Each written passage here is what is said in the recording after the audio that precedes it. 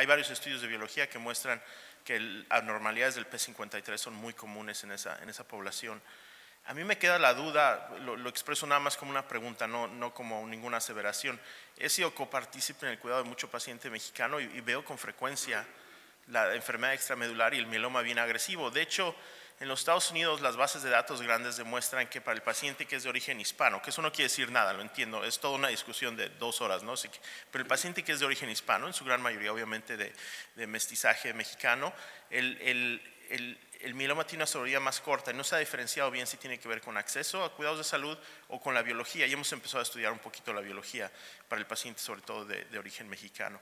Ahora, para el paciente que tiene enfermedad extramedular es curioso porque a veces uno les da tratamientos, por ejemplo, como el daratumumab, con toda la elegancia que mostró Jorge de los efectos inmunológicos, que hemos manejado este término que es extragenómico.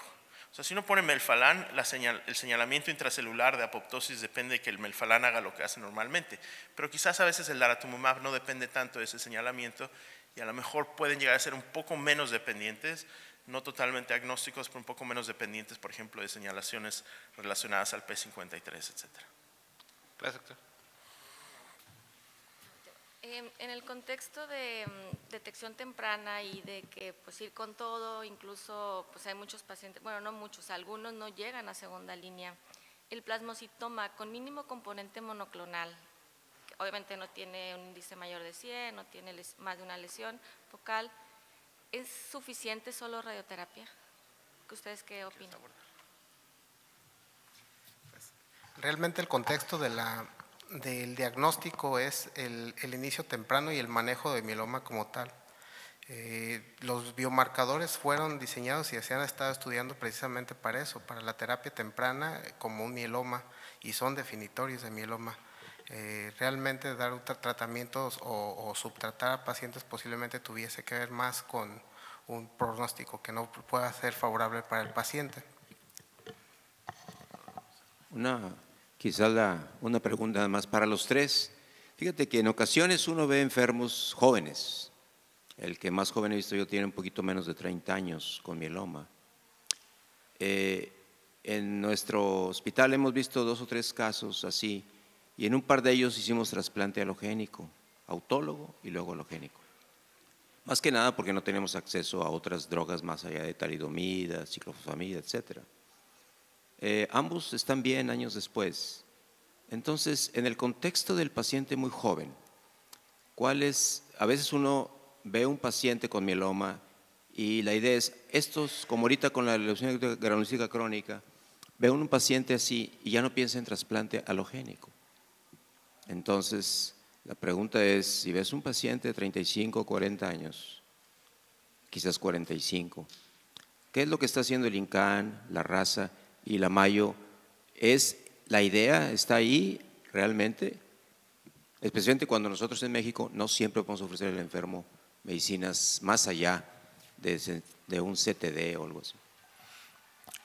En el hospital tenemos un poco de experiencia con trasplante halogénico en mieloma. De hecho, el doctor Tripp conoció a algunos de estos enfermos desde hace muchos años. Algunos logran supervivencia muy larga, jóvenes, así como el caso que usted expone, pero en nuestra experiencia casi todos hacen enfermedad de injerto contra huésped. En ese grupo pequeño de enfermos desaparece el mieloma, al menos por laboratorio no hay evidencia, pero tienen enfermedad de injerto contra huésped y eso los sigue llevando al hospital, infecciones, y el hígado, etcétera, y a veces terminan muriendo por las consecuencias de la inmunosupresión y no por mieloma múltiple. Es lo que tenemos, incluso con sobrevidas muy largas después del halogénico. Son 2 o 3 los pacientes en el INCAN que han sido trasplantados históricamente de forma halogénica.